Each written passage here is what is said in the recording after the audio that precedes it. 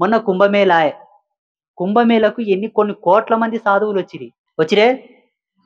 అన్ని కోట్ల మంది సాధువులు ఎవరికై తపిస్తున్నారు? ఎవరి కోసం తపస్సు చేస్తున్నారు? ఎవరి కోసం జన్మలు త్యాగం చేసిండ్రు? ఒక్క సోమనాథ జ్యోతిర్లింగాన్ని ఎవడో ముష్కరుడు విదేశాల్లో తిన్నికే తిండి లేక ఈ దేశం మీదకొచ్చి మన దేవత మీద, మన దేవుని మీద ఆ శివలింగంని పీకి తీసుకుపోతుంటే మాలాంటి తాపసులు సూర్యోదయం నుంచి సూర్యాస్తమయం వరకు ఎత్తినట్లనే పోరాడి ఆ దేవాలయం కాపాడినరు ఆనాడు. ప్రపంచంలోనే రిచెస్ట్ టెంపుల్ సోమనాథ్ దేవాలయం. 16 రోజులు వాడలకు వాడలు, పడవలకు పడవలు బంగారు తరలించుకొని పోయినరట ఆ దేవాలయం నుంచి. భారతదేశంలో 3 రిచెస్ట్ టెంపుల్స్ ఉండే. 1 అనంత పద్మనాభ స్వామి దేవాలయం, 2 సోమనాథ దేవాలయం, 3 తిరుపతి దేవాలయం.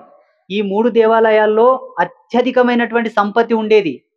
సోమనాథ్ దేవాలయం స్వాహా అయిపోయింది. ఇప్పుడు 2 దేవాలయాలు ఉన్నాయి. ఇక్కడ కూడా రానికే ప్రయత్నం చేసిండ్రు కానీ దక్షిణ భారతదేశంలో ఉండేటటువంటి రాజులు జర పౌరుషంతో ఉండి సంఘటితంగా తిప్పికొట్టిండ్రు కాబట్టి రాలేకపోయినరు. ఉత్తర భారతదేశంలో జర చీలికలు ఉండే అక్కడ. ఎందుకంటే అక్కడ జైనం, బౌద్ధం, ఈ సిక్కు సాంప్రదాయం ఉంచండి పంజాబ్లో గురునానక్, వీళ్ళ వల్లలో కొంత విభేదాలుండి ఎవరిని వాళ్ళు విభజించి చీల్చి చెండాడినరు కాబట్టి అక్కడ దోచుకోగలిగినరు. ఇక్కడ జరగలే.